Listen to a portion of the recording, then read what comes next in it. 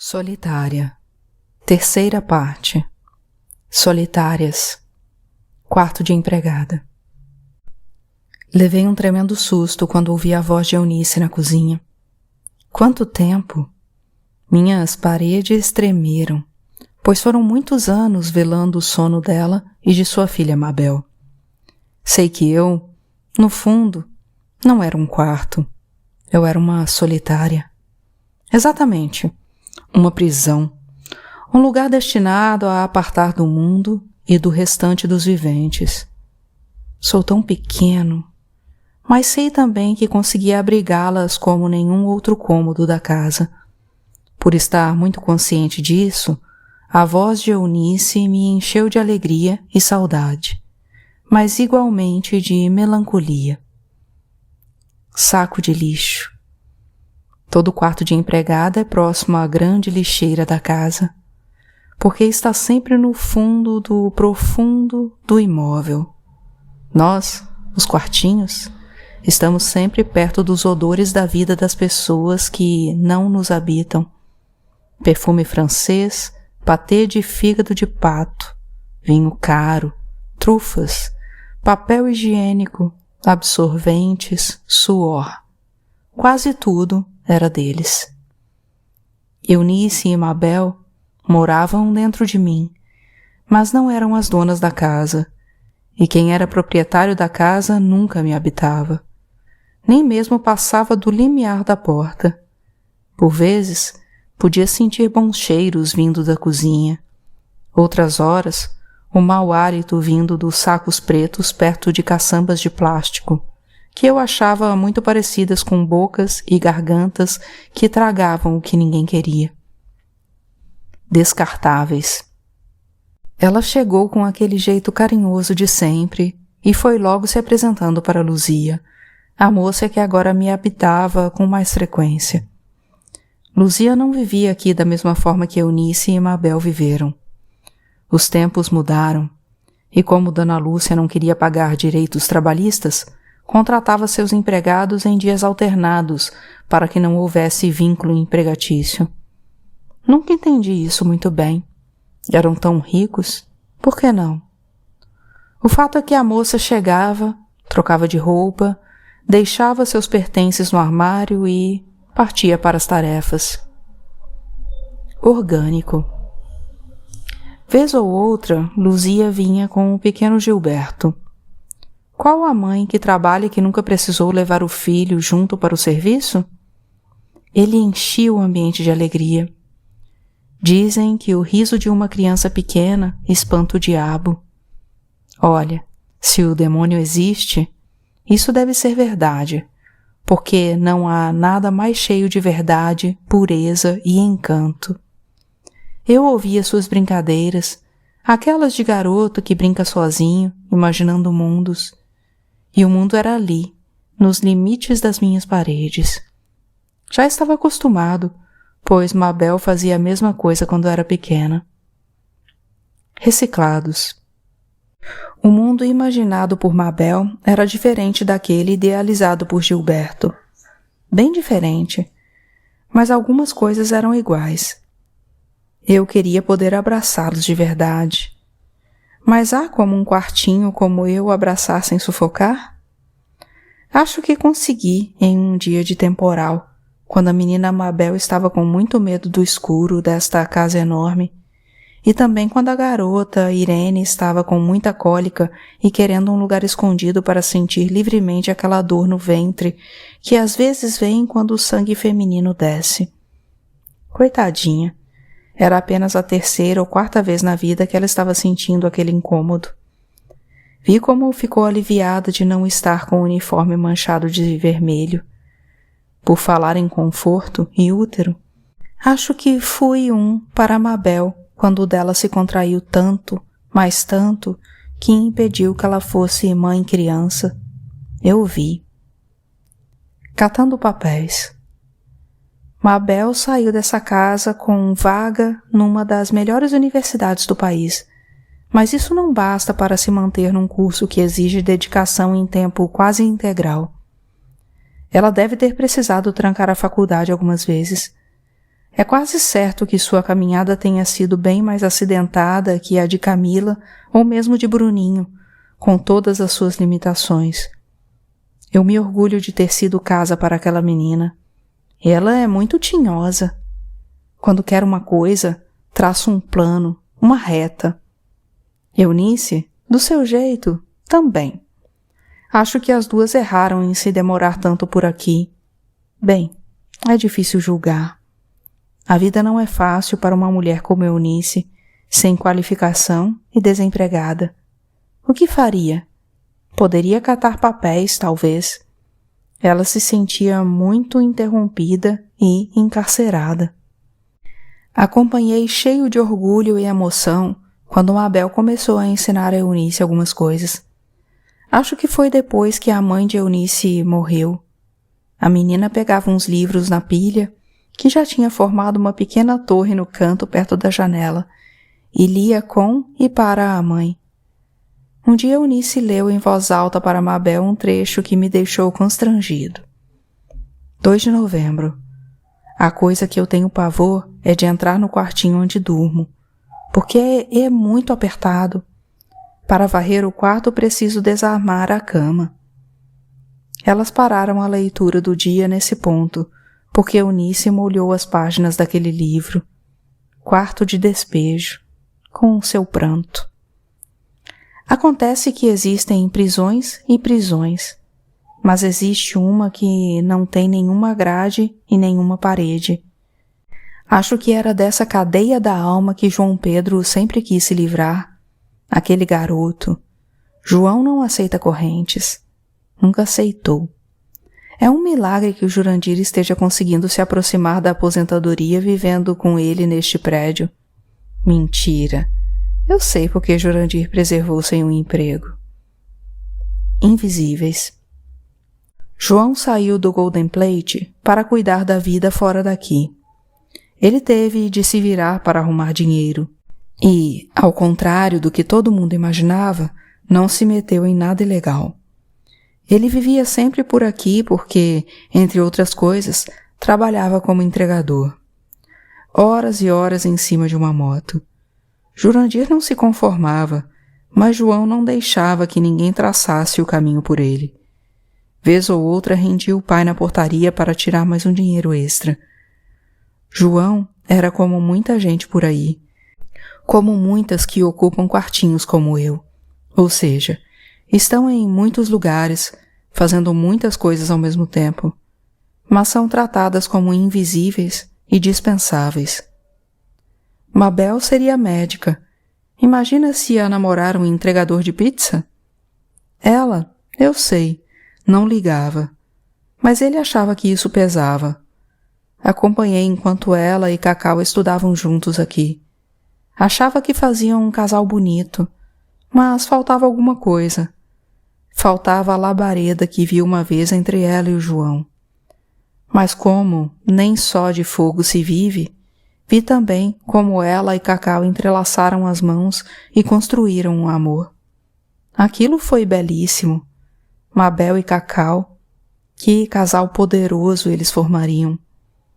Sim, quartos se emocionam. Cômodos também se encantam e se escandalizam. Concreto imprime memórias.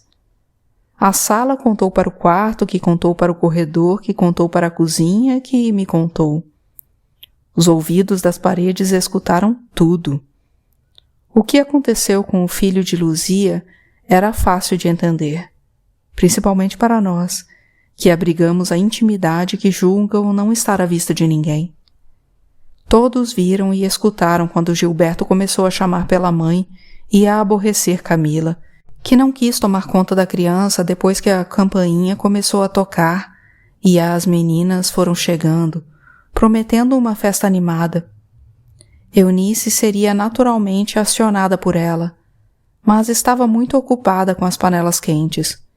O que ninguém viu foi que Camila colocou o garoto no quarto da mãe, o mais confortável, deu papéis para desenhar e fechou a porta, mas não a janela. Gi subiu na cômoda para alcançar o parapeito e chamar pela mãe. Ele se desequilibrou, derrubando o espelho no chão com uma das pernas, deixando ali um dos pés do seu chinelo, e o outro voou junto com o menino para a laje de cimento do pátio. Ouvir a voz de Eunice fez minhas lembranças percorrerem todas as não-crianças que passaram por ali. João Pedro, Cacau, Mabel, Irene, Gilberto, Dadá. Pessoas que nunca tiveram a chance de ser inconsequentes na única fase da vida em que isso deveria ser natural.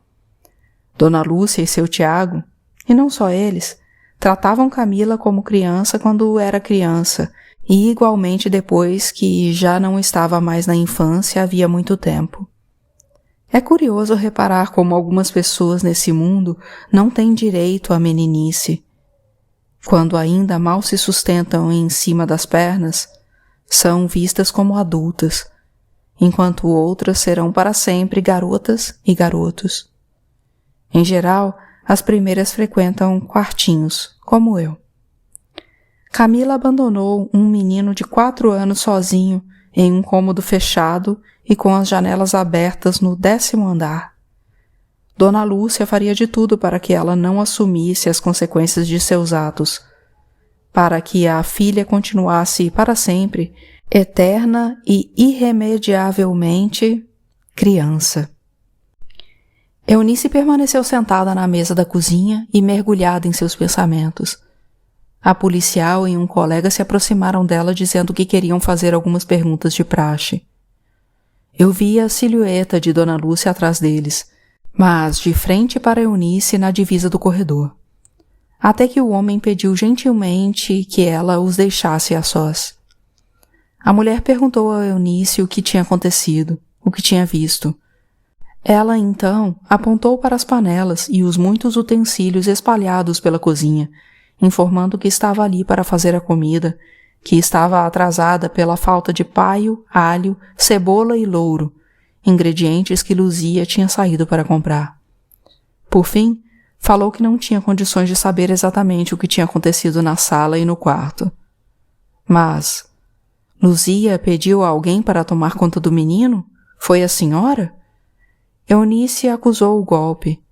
Deixou transparecer um instante de hesitação e, mais uma vez, se esquivou. Sim, ela pediu, mas não foi para mim. Não vi a quem, pois estava ocupada com as tarefas por aqui. Os policiais se entreolharam. Eunice media cada vírgula que dizia. Parecia guiada por algum fantasma. Os policiais franziram a testa e decidiram que não continuariam com o interrogatório ali. Informaram que, caso precisassem, voltariam a fazer contato para que ela fosse à delegacia. Então, o interfone tocou. Eunice atendeu e pediu licença para descer um instante. Tirando o lenço da cabeça e desamarrando o avental, ela passou pelo batente da minha porta. Sentou-se na cama por um segundo, olhando para o nada. Alguma coisa ainda mais grave acontecera e mudara nos olhos de Eunice. Eu vi, eu senti, eu imprimi nas minhas paredes essa mudança. Quarto de porteiro. Fumaça. Era normal aquele tom cinzento que às vezes tomava conta do ambiente. Um basculante no alto da parede bem que tentava, mas não dava conta de fazer circular todo o carbono e renovar o ar que enchia meus pulmões.